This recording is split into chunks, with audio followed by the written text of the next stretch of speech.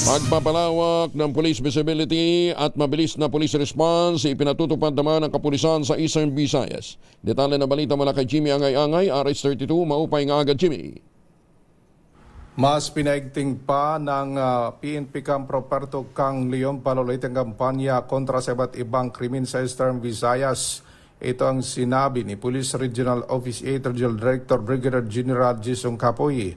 Ayon kay General Kapoy, sinisikap ng mga kapulisan mapalawak pang police visibility at mapabilis ang police response.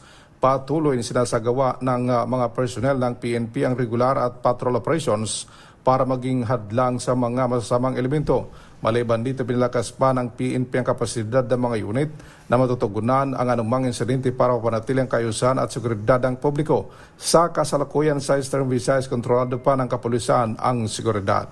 Mula dito sa DYVL Action Radio Tacloban, ito si RH32 Jimmy Angay-Angay para sa DZRH.